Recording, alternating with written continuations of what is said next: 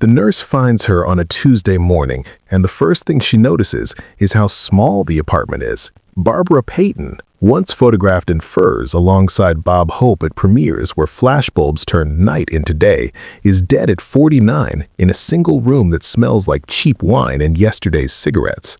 On the nightstand, there's a photograph. It's creased and faded, but you can still make out Hope's smile, that famous sideways grin the whole world trusted. Barbara kept it within arm's reach until the very end. He never called. Not once in the final decade. Not when she was selling herself on Sunset Boulevard to pay for the alcohol that would eventually kill her. Not when his name still opened doors she could no longer walk through. She died believing, on some level, that what they had was real. That's the part that should bother you. Not that Bob Hope cheated, but that the women who loved him, or thought they did, paid for his fame with years they never got back, reputations they couldn't repair, and lonely deaths he never had to witness.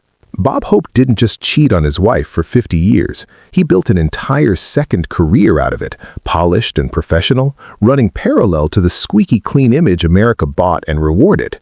And the women? They were collateral. Not because they were weak, not because they didn't see it coming, but because the machinery of his fame was so vast, so brightly lit, and so endlessly affirming that standing next to it felt like being chosen by the sun itself. By the time they realized the warmth was borrowed, the door had already closed behind them. Start with what the public saw. Bob Hope, the tireless entertainer, the soldier's best friend, the man who spent decades flying into war zones to make young men laugh before they died. 7 Academy Award ceremonies hosted, countless USO tours, a marriage to Dolores Hope that lasted 69 years, celebrated as one of Hollywood's great love stories. He was the safest man in show business. Fathers trusted him, mothers adored him, presidents gave him medals. His whole brand was built on reliability, decency, and a kind of sexless, winking charm that made him feel like everybody's favorite uncle. And that brand was worth millions. So when the affairs started, and they started early, the priority was never to stop. It was to hide them well enough that the brand stayed intact. Here's what made Bob Hope different from the other serial cheaters of Hollywood's golden age. He didn't spiral. He didn't crack. He didn't drink himself into tabloid disasters or cry in parked cars outside the homes of women he'd ruined. He managed his double life the way he managed his career, with precision, with charm, and with an iron grip on who got to tell the story. The affairs weren't chaos. They were scheduled, discreet, tightly contained within the world of his tours, his film sets, his dressing rooms. He had handlers. He had loyalists. He had a wife who either didn't know or made the calculated decision that knowing would cost more than not knowing. And because Bob Hope never looked guilty, never looked tortured, never looked like a man at war with himself, the women involved made a tragic miscalculation. They thought the smoothness meant he cared. They thought the attention was love. They thought they were the exception. Barbara Payton thought she was the exception. She met him in the late 1940s when she was a rising contract star at Universal, blonde and burning bright in the way that made studio executives smile and worry at the same time. Hope was already a giant, already married, already practiced in the logistics of wanting someone and having them without wrecking the image. According to multiple biographies and Payton's own fractured later interviews, the affair lasted on and off for years. He was generous in the short term, gifts, dinners, career advice that sometimes even worked, but he was never hers. And the worst part? She knew that. She wasn't deluded about his marriage. She just believed that the time he gave her mattered, that the private version of Bob Hope, the one who showed up in her hotel room and made her laugh in the dark, was more real than the televised one. It wasn't. When her career began to collapse, derailed by bad press, addiction, violent relationships with other men, and a reputation the industry decided wasn't worth salvaging, Bob Hope disappeared. Not slowly, not with apologies or messy phone calls. He just stopped calling, stopped showing up, stopped existing in her life as if he had never been there at all. She spiraled publicly. He ascended quietly. By the time Barbara Payton was turning tricks on Hollywood Boulevard in the early 1960s, Bob Hope was being honored at the White House. She died in 1967. He lived another 36 years. He never mentioned her name in public, not once. But Barbara Payton was not the only one. Marilyn Maxwell, the big band singer and actress who co-starred with Hope in multiple films, died in 1972 at 49. She had been in love with him, deeply, destructively in love, for years. Friends described her as obsessed. Some reports claim Hope encouraged it because it was convenient, because she traveled with the USO tours and made the loneliness of the road feel less like work. She was beautiful, talented, and, according to those close to her, convinced that one day he would leave Dolores. He never would. He never even pretended he would. Maxwell's later years were marked by depression and isolation. She drank heavily. She died of a pulmonary embolism and high blood pressure, alone in a Beverly Hills apartment. Bob Hope sent flowers to the funeral. He did not attend. Stop here for a moment. Think about what that means. Not the cheating itself. Hollywood in the 1940s and 50s was a forest of infidelity, and worse. But the coldness of the exit, the efficiency, the way Bob Hope could switch off his intimacy with someone the moment it threatened the brand and feel nothing resembling guilt. That's not passion gone wrong. That's not a man torn between two loves. That's a man who understood, early and clearly, that his image mattered more than any single human being in his private life. And the tragedy is that the women didn't. They thought they were dealing with a man. They were dealing with a corporation. The third woman is less famous but no less devastated. Her name was Honeychild Wilder, a singer and actress who spent years entangled with Hope during the height of his radio and film fame. Details are harder to confirm. She was not a major star, and her story didn't sell papers the way Payton's and Maxwell's did. But according to Hollywood biographers and those who knew her, she believed Hope would marry her if Dolores ever left. That fantasy kept her in his orbit long past the point where it made sense. She never married anyone else. She died in 1989, largely forgotten, her career a footnote. Bob Hope outlived her by 14 years. Here's the question you should be asking. Why did they stay? These were not naive teenagers. These were working actresses in a ruthless industry. They knew how men lied. They knew how Hollywood worked. So why did Barbara Payton keep that photo on her nightstand? Why did Marilyn Maxwell wait by the phone? Why did Honeychild let years pass in the margin of someone else's marriage? The answer is not that they were stupid. The answer is that Bob Hope was extraordinarily good at something most people don't recognize as a skill. He made you feel safe. His charm wasn't flashy. It wasn't James Dean intensity or Brando danger. It was warm. It was dependable. It was the charm of a man who shows up on time, remembers what you said last week, and makes you feel like the smartest person in the room. That kind of charm is more addictive than passion because it feels like friendship, like partnership, like the beginning of something that could actually last. And it did last, just not with them. Dolores Hope knew. That's the part most people miss.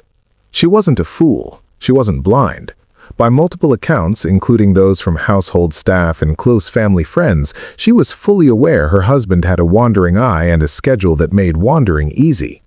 But Dolores made a choice. She chose the mansion. She chose the status. She chose the name. She chose being Mrs. Bob Hope, a woman photographed with presidents and introduced at galas as half of Hollywood's most enduring marriage, over being the woman who burned it all down by telling the truth. Some call that complicity. Others call it survival. Either way, she stayed. And because she stayed, Bob Hope never had to choose. He got the perfect marriage for the cameras and the affairs for everything the cameras didn't see. The USO tours were the perfect cover. Who's going to question Bob Hope's fidelity when he's flying into Korea to make soldiers laugh 3 weeks before Christmas? The tours were real. The service was real. But they were also a logistical miracle for a man who wanted access to women far from the scrutiny of Los Angeles. On the road, he was surrounded by young actresses, singers, and dancers who were flattered to be asked, thrilled to be close to someone that famous, and isolated enough that the affairs could start and end within the span of a tour. Some of these women never even made it into the official record, just names in a dressing room, a night in Tokyo, a week in Germany, gone before it could become a problem. But the ones who stayed, who tried to make it more than a week, who wanted phone calls and follow-through and the private man they thought they'd met, they were the ones who paid. Because Bob Hope didn't do follow-through. He did appearances. He did charm. He did just enough intimacy to make you think you mattered, and then he got on a plane. And if you called his house, Dolores answered. If you showed up at a premiere, you did it alone. If you got pregnant, you handled it quietly or you were gone. If you told anyone, your career was over and his wasn't. The industry protected him. Of course it did. Bob Hope was worth too much. He brought in ratings, ticket sales, and good publicity at a time when Hollywood desperately needed it. Gossip columnists like Hedda Hopper and Luella Parsons knew about the affairs. They wrote around them. They ran flattering stories about his patriotism and his marriage instead. The studio heads knew. They scheduled his films to give him room to maneuver. His agents knew. They made sure the women signed agreements or understood without anything written down that talking meant career suicide. And the women, most of them, stayed quiet. Not because they were weak, but because the whole system was designed to make sure Bob Hope's reputation mattered more than their pain. Marilyn Maxwell tried to break the silence once. In the early 1960s, drinking heavily and barely working, she gave an interview where she hinted at a long-time relationship with a married comedian who had used her and then disappeared. The story was killed before it ran. No editor wanted to be the one who took down Bob Hope. And Maxwell, by that point, had no leverage. She was washed up, he was an icon. The math was ugly but simple. Here's where it gets darker. Bob Hope didn't just move on from these women, he erased them. In his multiple autobiographies and authorized biographies, he barely mentions Maxwell, never names Payton, and reduces most of the women he worked with to cheerful anecdotes about USO shows and film sets. There's no reckoning, no reflection, no admission that anyone got hurt. He died in 2003 at the age of 100 in his Toluca Lake estate, surrounded by family, celebrated in obituaries as a national treasure. The women who loved him, or tried to, died decades earlier in small rooms, far from the spotlight, with nobody writing their stories. Bob Hope was not a monster. That's important to say. He didn't assault, he didn't physically harm, he didn't destroy in the way some of his peers did. But he did something quieter and in some ways crueler. He let women believe they were special. He let them think the attention meant something, and then when it became inconvenient, when the affair threatened the image or simply stopped being interesting, he vanished, completely, coldly, without explanation. And because he was so famous, because the apparatus around him was so powerful, those women had no recourse, no closure, no way to make him answer for the years they spent waiting. Barbara Payton's autobiography, published in 1963, is one of the most brutal documents of Hollywood's underbelly ever written. She talks about the men who used her. She talks about the studios that chewed her up. She talks briefly and bitterly about Bob. She describes him as kind when it suited him and gone when it didn't. She says she kept hoping he'd call, even after everything fell apart, even after she'd lost the career and the beauty and the apartments with clean floors. He never did. She died 4 years later. The book sold poorly. Nobody wanted to hear a fallen woman tell the truth about America's favorite comedian. Look at this from her side. You're 23, beautiful, on the rise. A man 20 years older, one of the biggest stars in the world, takes an interest in you. He's funny. He's smart. He makes you feel like you're the only person in the room. You know he's married, but he makes it seem manageable, even reasonable. His marriage is a business arrangement, he says. You're the one he actually wants. And for a while, it feels true.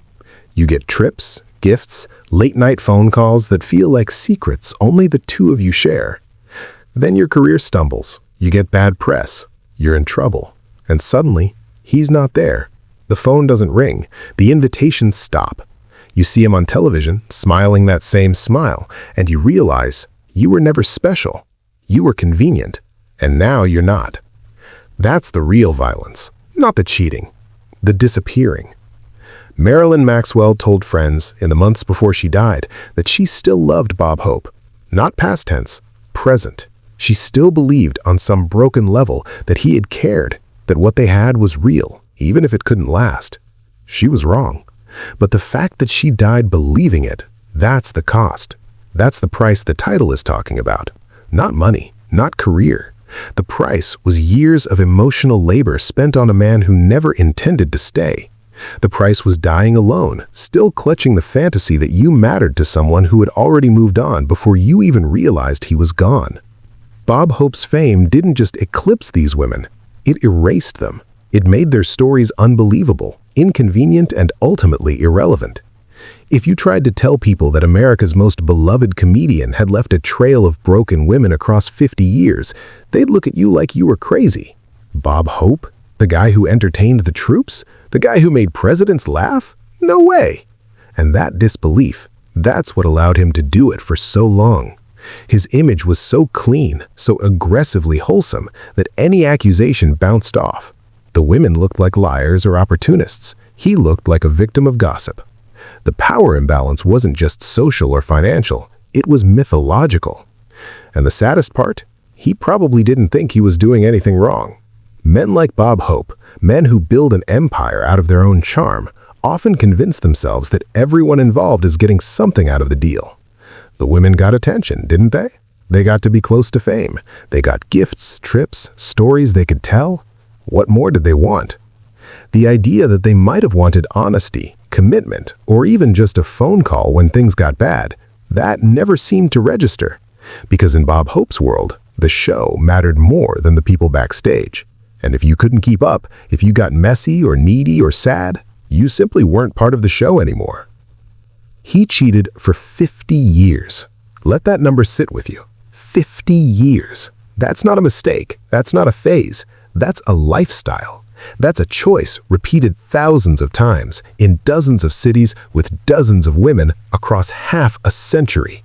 And in all that time, he never once faced real consequences. No scandal, no divorce, no public reckoning. He died rich, beloved, and honored. The women died forgotten. 3 of them died alone. Barbara Payton in a tiny apartment in San Diego, Marilyn Maxwell in Beverly Hills, her body not found for hours. Honey Child Wilder in obscurity, her death barely noted outside a short obituary in a trade paper. And Bob Hope? He died in a mansion, surrounded by family, with flags flown at half-mast and presidents issuing statements. The math doesn't add up. The justice doesn't exist. But the story, the real story, is finally being told. This is not a story about infidelity. Hollywood is full of cheaters, and most of them are footnotes. This is a story about image, about the power of a smile that convincing, about what happens when a man realizes his public self is worth more than his private one and decides to protect the former at all costs. Bob Hope understood, perhaps better than anyone in his generation, that fame is a kind of invincibility. As long as the audience loves you, you can do almost anything behind the curtain. And the people who get hurt, they're only real if someone believes them. And nobody wanted to believe that Bob Hope, of all people, could be that cold. But he was. And the women who thought they knew him paid for that coldness with years they never got back, reputations they couldn't rebuild, and lonely hospital rooms where nobody famous came to visit. They loved a man who didn't exist, or worse, who existed only for them in brief, controlled moments and then belonged to everyone else the rest of the time. That's the price. That's what the title means. Not that they died because of him, but that they died still believing, on some level, that he had mattered to them. And they hadn't. Not enough. Bob Hope's greatest performance wasn't on stage or screen. It was the 50-year act of convincing the world he was exactly what he appeared to be. Wholesome, loyal, safe. And the women who saw behind that performance, who were allowed briefly to see the man instead of the myth, paid for that glimpse with everything they had. Barbara Payton kept his picture on the nightstand, even after everything, even after the career was gone and the money was gone and the beauty that opened every door was gone. She kept it there. And when the nurse found her body, that photograph was still within reach, as if she'd been looking at it before she died. As if she still thought, somewhere deep in the wreckage of her mind, that the man in that picture had loved her. He hadn't, but she never stopped hoping. And that, more than the cheating, more than the lies, is the real tragedy. She died holding on to a love that had never been real. And Bob Hope never had to know. He was already gone. He'd been gone for years. If you want to understand how fame protects certain men, Study Bob Hope, not because he was the worst, but because he was the best at it, the cleanest, the most controlled. He knew exactly how much he could take, how far he could go, and when to disappear.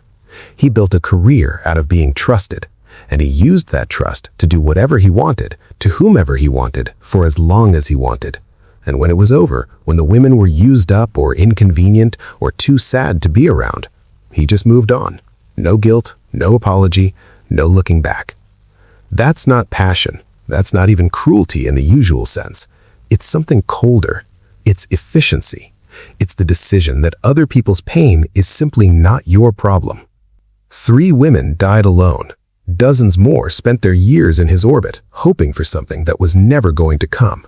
And Bob Hope died at 100, heralded as a hero, with a legacy so bright and so fiercely protected that even now, decades later, most people don't know this story. They know the joke teller, the troupe entertainer, the legend. They don't know the man who let Barbara Payton die with his photograph on her nightstand and never once looked back. That's the price. That's what his fame cost. Not him, them.